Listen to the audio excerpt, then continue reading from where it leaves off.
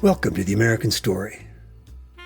Stories about all the things that make America the country we know and love. It's important that The American Story reaches as many people as possible. If you haven't done so already, please download a podcast app to your phone or tablet. Then subscribe to The American Story on that app. It's free. The app subscriptions push us up in the podcast rankings. The higher we go up, the more people are exposed to The American Story, the more people that will download for the first time, and the podcast grows and grows. And we have been growing, so I want to say a big thank you to all of our subscribers. This is Chris Flannery with the Claremont Institute. I call this one, I Kissed the Ground. A steamer was docking in New York Harbor. It was 1903. An illiterate Italian peasant picked up his 6-year-old son Francesco from the black, dark hole of a creaking ship crammed with wretched, praying, terrorized immigrants, carried him up steep iron stairs to the deck, and shouted, "Chico, look at that." The boy could only see the crowds of people on their knees on deck, crying and rejoicing. But his father cried, "That's the greatest light since the Star of Bethlehem."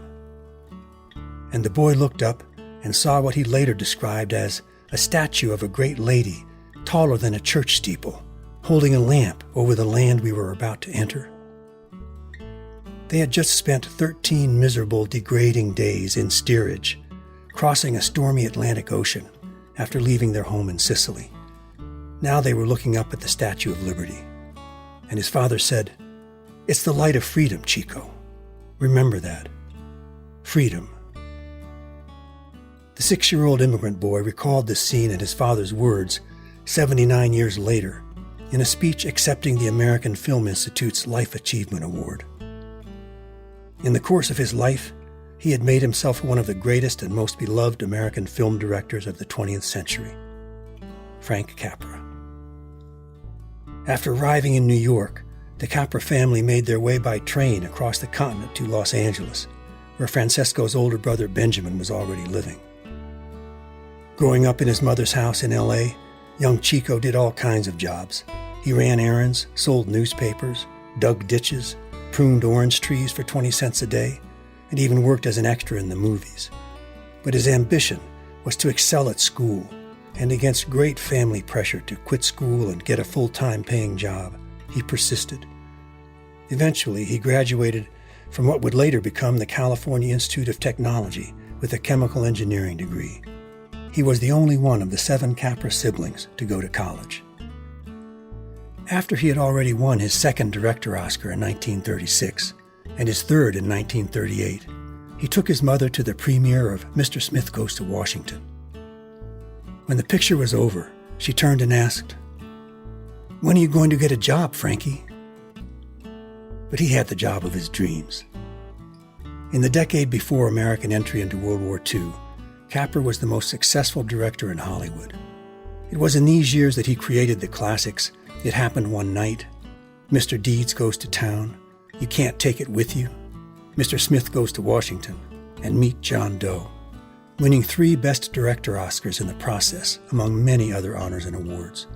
His post-war classic, It's a Wonderful Life, remains a Christmas season favorite to this day. You see in Capra's films his lifelong love affair with American freedom and with the American common man. "I didn't think he was common," Capra said. "I thought he was a hell of a guy. I thought he was the hope of the world." Capra thought it was his privilege and duty as a filmmaker to bring to life for his audiences the true ideals of American democracy and the true heroic character of ordinary free men. Capra himself was living proof that for those willing to make the effort, the American dream did come true. In his great films in the 1930s and 40s, Capra created such an indelible impression of the beauty and nobility of America that looking back decades later in a disillusioned time, actor-director John Cassavetes mused, "Maybe there never was an America. Maybe it was only Frank Capra." But there was and is an America, and that was the source of Frank Capra's greatest inspiration. When he was 85 years old and accepting the American Film Institute's Life Achievement Award in 1982, before hundreds of Hollywood stars and celebrities, he recalled his family's arrival in America 79 years before. He told the story of that steamer arriving in New York City, and of his family's journey by train across the country to Los Angeles. He reserved the last words of his speech to speak directly to his mother and father and brother and sisters who were no longer living. He said, "I believe that they will hear me."